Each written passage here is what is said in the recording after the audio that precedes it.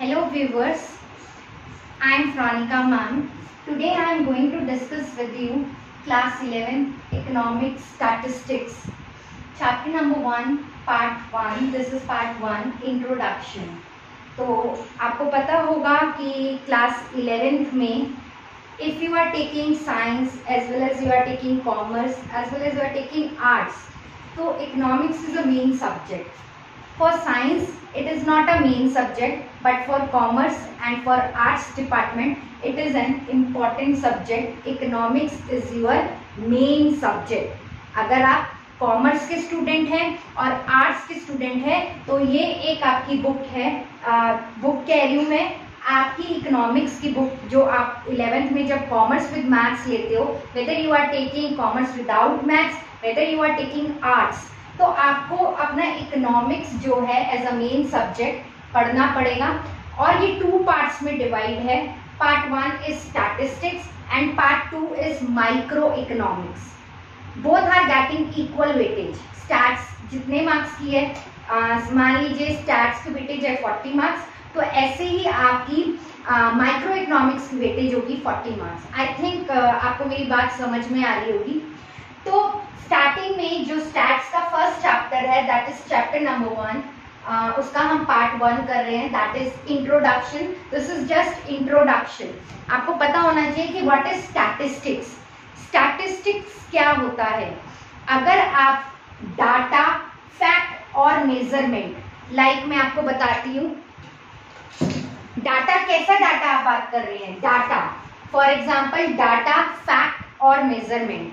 मैं आपको कहूं कि आपकी कंट्री की पॉपुलेशन जो है, वो आपकी कंट्री की जो पॉपुलेशन है, फॉर एग्जाम्पल आप देखिए जैसे मैंने लिखा कंट्री की आपकी पॉपुलेशन है 2020 में आपकी कंट्री की पॉपुलेशन है 121 crore. I am taking only example, 2020 में 121 करोड़ है, 2021 में ये बढ़कर हो गई 131 करोड़. देन 2022 में ये इंक्रीज होके हो गई 135 करोड़. तो ये मैं आपको क्या दिखा रही हूँ, दैट इज डाटा. जो मैं आपको दिखा रही हूँ, ये मैंने आपको पॉपुलेशन का क्या दिखाया है, डाटा दिखाया है. मैं आपको एक एग्जांपल देके बता रही हूँ. ये तो स्टैटिस्टिक्स जो है वो क्या लेता है, डाटा लेता है, फैक्ट, एक्चुअल डाटा जो होता है, फैक्ट, क्लियरिटी, मतलब जो एक्चुअली में आपकी कंट्री का जो डाटा है वो दिखाता है, प्लस मेजरमेंट कि हम इसे कैसे मेजर करेंगे. Measure in the sense we are taking in 10, या आपने 9th-10th क्लास में मीन, मीडियन, मोड करा होगा, तो हम अब इसको कैसे मेजर करेंगे, कैसे इसको कैलकुलेट करेंगे, ये जस्ट एक डाटा है. तो स्टैटिस्टिक्स जो होता है वो क्या लेता है, डाटा, फैक्ट, रियलिटी होनी चाहिए और मेजरमेंट कि आप उसे कैसे मेजर करते हो. अब स्टैटिस्टिक्स को हमने 2 पार्ट्स में डिवाइड किया है, that is plural sense and singular sense. And what is plural sense? Plural sense का मतलब होता है कलेक्शन ऑफ न्यूमेरिकल डाटा, किसी डाटा को कलेक्ट करना. तो ये मैंने अभी डाटा बनाया, इसे मैं ले लूं जहां पर भी मैंने सर्वे करने को दिया था, सर्वे करने के लिए दिया था, उस डाटा को अगर मैं कलेक्ट कर लूं, that is collection of data. Next जो होता है that is singular sense. Singular sense में पहले हम क्या करते हैं, डाटा को कलेक्ट करते हैं. जिनको मैंने दिया अपना डाटा, उनसे पहले मैंने वो अपना डाटा ले लिया पॉपुलेशन का, प्लस मैं उसे अब कैसे प्रेजेंट करूंगी, प्रॉपर वे में, प्रॉपर लिखूंगी कि ये मेरा दिल्ली का डाटा है, ये मेरा उसका डाटा. मेरे को प्रॉपर मैनर में उसे एक्सप्लेन करना है, प्रेजेंट करना है. आपने देखा होगा ना, आपकी जितनी अच्छी प्रेजेंटेशन होगी उससे भी बहुत फर्क पड़ता है. तो आपको डाटा को प्रेजेंट करना है, एनालाइज करना है. उसके बाद एनालाइज मतलब एनालाइज किसके द्वारा करेंगे, आप अपने इस डाटा को ग्राफ के थ्रू दिखा सकते हैं, टेबल के थ्रू दिखा सकते हैं, बार डायग्राम्स के थ्रू दिखा सकते हैं. तो उसे बोलते हैं analysis of data. Next interpret कैसे करेंगे, इंटरप्रिटेशन मतलब उसको कैलकुलेट कैसे दिखाएंगे. आप you can use mean, median, mode, और 11th क्लास में आप पढ़ेंगे डिस्पर्जन, कोरिलेशन, इंडेक्स नंबर, वो आप सब किस में पढ़ेंगे, इंटरप्रिटेशन में. नेक्स्ट आपका जो होता है फिर एग्जैक्ट में एंड में क्या निकला कि हम उसका कंक्लूजन कैसे निकालेंगे. लास्ट पार्ट इज कि हमने ये डाटा को पहले हमने क्या किया, कलेक्ट करा, फिर हमने उसे प्रेजेंट किया, फिर हमने उसे ग्राफ के थ्रू दिखाया, ठीक है ना। फिर हमने क्या किया, उसे किसके थ्रू दिखाया, ग्राफ, बार ग्राफ, जिसके द्वारा भी आपको दिखाना है। उसके बाद हमने इसे एनालाइज किया। एनालाइज किसके द्वारा किया, मीन, मीडियन, मोड, इनके द्वारा हमने इसे एनालाइज किया। देन इंटरप्रिटेशन, मतलब कि इस डाटा को देख के हमने क्या कंक्लूजन निकाला। तो कंक्लूजन क्या निकाला कि दिल्ली में, दिल्ली की नहीं बात करें, इंडिया की अगर मैं बात करूं तो इंडिया में पॉपुलेशन कंटिन्यूअस राइज बढ़ रही है। ये कंक्लूजन निकाला मैंने कि 2020 में 121 करोड़ की पॉपुलेशन थी, 2021 में 131 करोड़ हो गई, 2022 में 135 करोड़ हो गई। मतलब मेरी पॉपुलेशन जो है, अगर मैं इसका कंक्लूजन निकालूं, इंटरप्रिटेशन निकालूं, तो मेरी कंट्री की पॉपुलेशन बढ़ रही है। तो ये इसका कंक्लूजन निकल रहा है। क्लियर हुआ? आई थिंक आप लोगों को समझ में आ रहा होगा। Okay, then very important, what are statistics features. Statistics के फीचर्स क्या होते हैं? These are very important for exam point of view से। और लास्ट में मैं आपको एक ट्रिक बताऊंगी और नेक्स्ट क्लास में मैं आपको ये बताऊंगी कि इस चैप्टर को पढ़ना कैसे है। आपको एनसीईआरटी से पढ़ना है, एनसीईआरटी से आपको चैप्टर को कैसे रीड करना है, ये मैं आपको नेक्स्ट वीडियो में बताऊंगी। कि बच्चों का यही बेसिकली क्वेश्चन होता है मेरे पास कि मैम हम कोई रेफरेंस बुक से पढ़े 11th में इकोनॉमिक्स, या हम एनसीईआरटी को फॉलो करें। तो मैं आपको एनसीईआरटी पढ़ने की ट्रिक बताऊंगी कल कि कैसे एक एनसीईआरटी बुक को पढ़ते हैं। आधे बच्चों को तो ये नहीं पता होता एनसीईआरटी बुक पढ़ते कैसे हैं, तो मैं आपको वो जस्ट एक ट्रिक सिखाऊंगी और वो मैं आपको नेक्स्ट क्लास में बताऊंगी। ओके, तो features are very very important. Statistics, first aggregate of facts.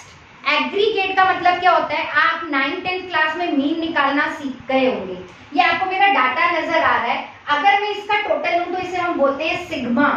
आपको पता होगा, अगर मैं टोटल लूंगी तो इसको हम बोलेंगे सिग्मा। तो सिग्मा में इसका टोटल आ जाएगा, सिग्मा समथिंग कुछ आएगा। तो ये क्या होता है, एग्रीगेट। एग्रीगेट कितना निकला, तो एग्रीगेट ऑफ फैक्ट्स को ये निकालता है। मतलब जो आपका डाटा है उसका टोटल, और टोटल में भी क्या निकला, एग्रीगेट निकला, तो ये उसको कंसीडर करता है। और फैक्ट्स माने जो रियलिटी है। नेक्स्ट है न्यूमेरिकली एक्सप्रेस्ड। आपने देखा, मैंने अपने डाटा को न्यूमेरिकली एक्सप्रेस किया, 121, 131, 135 करोड़। लेकिन ये क्वांटिटेटिव डाटा जो है वो लेता है। क्वालिटेटिव डाटा मतलब एक होता है क्वांटिटी, एक होता है क्वालिटी। क्वांटिटी इज दिस कि मैंने कितनी क्वांटिटी की मेरी पॉपुलेशन बढ़ रही है। क्वालिटी क्या होता है, ऑनेस्टी, ब्यूटी, इंटेलिजेंस। इसको आप डाटा के थ्रू नहीं दिखा सकते। हम ऐसे दिखा सकते हैं कि कितने सुंदर हैं, कितने सच्चे लोग हैं हमारे देश में, किसी का नेचर कैसा है, कितने लोग बड़े हैं, कितने लोग छोटे हैं। तो क्वालिटेटिव डाटा जो होता है वो हम इसमें कंसीडर नहीं करते। हाँ, लेकिन क्वालिटेटिव डाटा में अगर आपके पास ऐसा आ जाए कि मान लीजिए आपकी क्लास 11th है, आपकी क्लास टीचर बोलती है कि उसमें 2 मोस्ट इंटेलिजेंट स्टूडेंट हैं, 2 लीस्ट इंटेलिजेंट स्टूडेंट है, तो वो इंटेलिजेंस जो है आप डाटा के थ्रू दिखा रहे हो कि आपकी क्लास में 2 इंटेलिजेंट स्टूडेंट है। इंटेलिजेंस में मत जाइए आप, डाटा शो कर रहा है कि 2 है, ठीक है। तो इंटेलिजेंस मतलब ये नहीं है कि intelligence, beauty, nature, small, big, ये इसे शो नहीं करता। लेकिन क्वालिटेटिव डाटा अगर न्यूमेरिकली फॉर्म में है तो वो उसे कंसीडर करता है। बेसिकली तो ये क्वांटिटी को कंसीडर करता है। क्लियर हुआ? Next, affected by multiplicity of causes. मतलब स्टैट्स में जो भी आप डाटा देखते हो, स्टैटिस्टिक्स में जो भी डाटा देखोगे, वो आप मान लीजिए आपकी कंट्री के प्राइस से, मैंने एग्जांपल से समझाती हूँ, 10% इंक्रीज इन प्राइस, आपकी कंट्री में 10 गुना प्राइस बढ़ गया है। उसके बहुत से कारण हो सकते हैं, बहुत से कारण हो सकते हैं। For example reduction in demand, मतलब डिमांड ज्यादा है या प्राइस कम है। मतलब एक चीज के प्राइस बढ़ने से, मतलब प्राइस के प्राइस बढ़ने से, मतलब कोई भी चीज है, मान लीजिए आप एक चॉकलेट लेने गए, उसका प्राइस महंगा हो गया। पहले वो चॉकलेट 5 की आती थी, अब वो चॉकलेट 10 की आती है। तो उसके क्या कारण हैं, क्या रीजंस हैं जिसके कारण उसका प्राइस बढ़ा?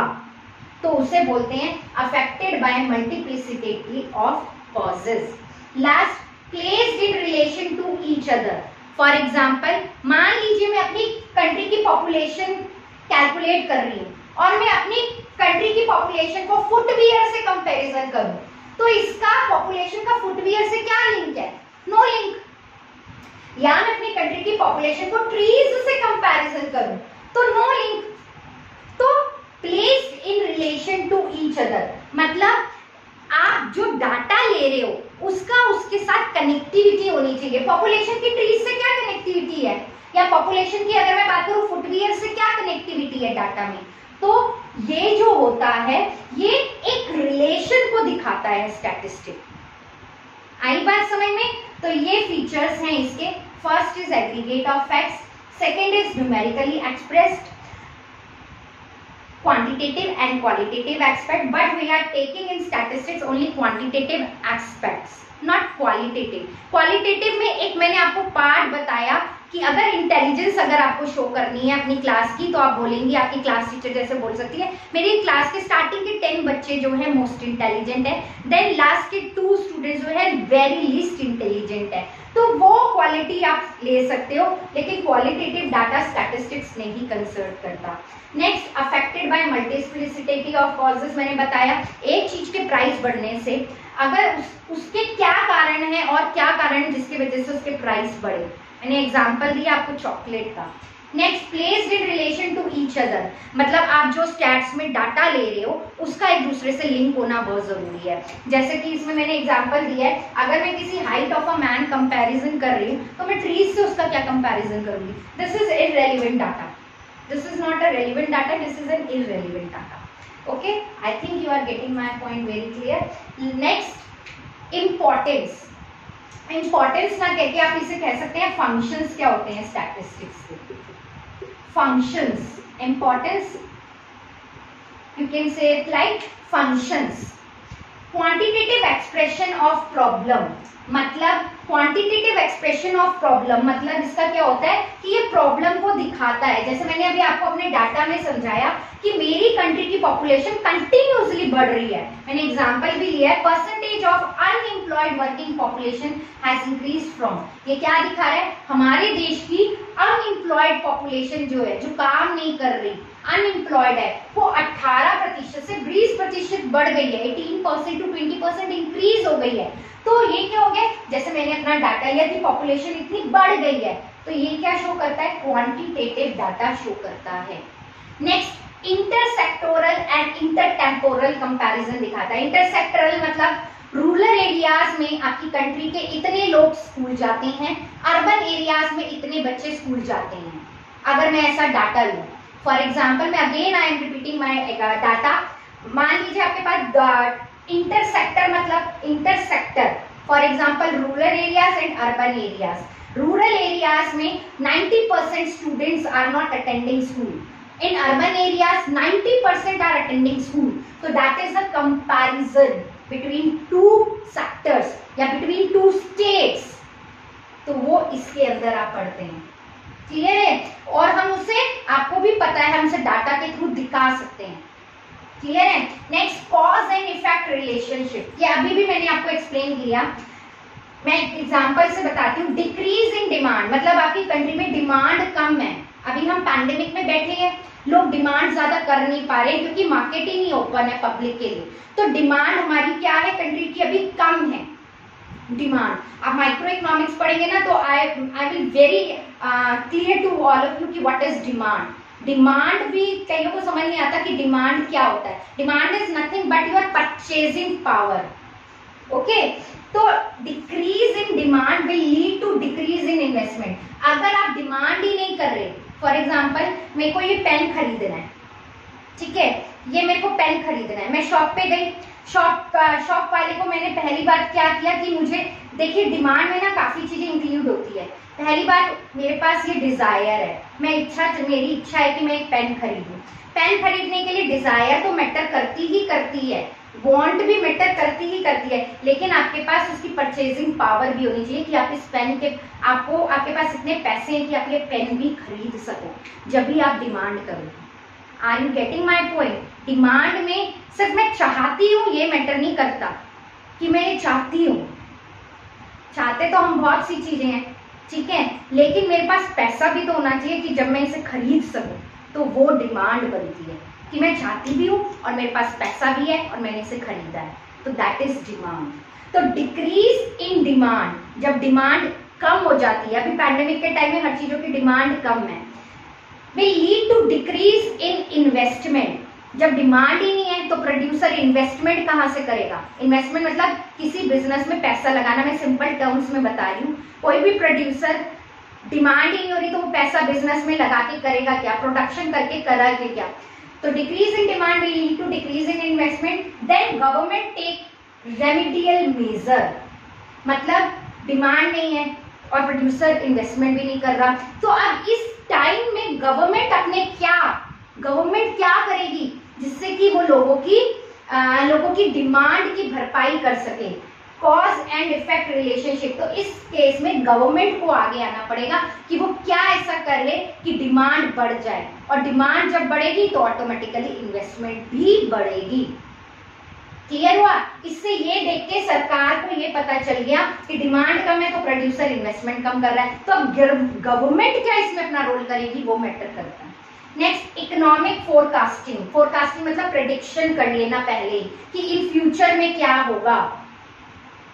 जैसे आपको पता है कि जब हमारी कंट्री में पैंडेमिक आया था ना, तो वर्ल्ड हेल्थ ऑर्गेनाइजेशन ने पहले ही कंट्रीज को चेतावनी दे दी थी, पहले ही वर्ल्ड WHO की रिपोर्ट में आ चुका था कि ऐसा कोई पैंडेमिक आएगा और इसके कारण इतनी तबाही होगी, ये होगा वो होगा, तो आप अपने देश को तैयार कर लो इससे लड़ने के लिए। जैसे पिछले साल क्या हुआ, हम पैंडेमिक में बैठे थे, हम वैक्सीनेशन का इंतजार कर रहे थे, फिर हमारी कंट्री ने वैक्सीन बनाने लग गई। क्यों? क्योंकि इसकी भरपाई वैक्सीनेशन कर सकती है पैंडेमिक की। क्लियर हुआ? अब हमें ये नहीं पता था, अगर हमें ये पता होता हम पहले ही प्रेडिक्ट कर देते कि हमारे देश में ऑक्सीजन की कमी होने वाली है, अगर हमारी कंट्री में ये प्रेडिक्शन हो जाती तो आज इतने लोग नहीं मरते आपके देश में। तो इकोनॉमिक फोरकास्टिंग का मतलब क्या होता है? फ्यूचर का प्रेडिक्शन करना, और वो किसके द्वारा होता है? डाटा के द्वारा होता है। WHO ने जब रिपोर्ट दी ना हमें कि सतर्क किया कि आप लोग सतर्क हो जाओ, पैंडेमिक आपके देश में भी आने वाला है, तो उसने कैसे पता किया होगा? उसके पास किसी ना किसी कंट्री का डाटा होगा, उससे उसने पता किया होगा कि हाँ और देशों में भी ये पैंडेमिक फैलेगा, और आपको उसने पहले ही बता दिया था कि अब आप सतर्क हो जाओ। क्लियर हो गया? Next, formulation and testing of hypothesis. For example, हम टेस्ट भी कर सकते हैं। एक एग्जाम्पल देके बताती हूँ मैं। We can take hypothesis whether rise in railway fares will affect passenger और नो। अगर रेलवे वालों ने अपने हर टिकट के प्राइस बढ़ा दिए तो वो पैसेंजर पर कैसे इफेक्ट करेंगे, तो आप उसका डाटा लेके देख सकते हो, टेस्ट कर सकते हो, और वो किसके द्वारा हो सकता है? डाटा के द्वारा हो सकता है। आप क्या करोगे?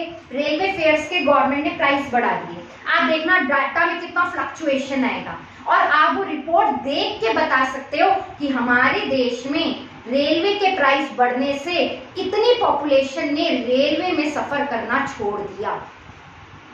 ये किसके द्वारा बता पाओगे आप? ये स्टैटिस्टिक्स के द्वारा बता पाओगे या न्यूमेरिकली डाटा के द्वारा बता पाओगे। आई थिंक आपको मेरा ये टॉपिक क्लियर हुआ होगा, और नेक्स्ट क्लास में मैं आपको NCERT पढ़ने की ट्रिक बताऊंगी, क्योंकि आपकी न्यू बुक है स्टैटिस्टिक्स। अभी आपको नहीं पता कि स्टैटिस्टिक्स कैसे पढ़ते हैं, क्या इसमें इंपॉर्टेंट है। जैसे जैसे आप मेरे वीडियो लेक्चर देखेंगे तो मैं आपको हिंट भी दूंगी, इवन ट्रिक्स भी बताऊंगी कि कैसे NCERT को पढ़ना है, क्योंकि आप अभी से NCERT पढ़ने की हैबिट डालिए, क्योंकि 12th बोर्ड का पेपर NCERT से आता है, कहीं से नहीं आता। ठीक है? और आपको मेरी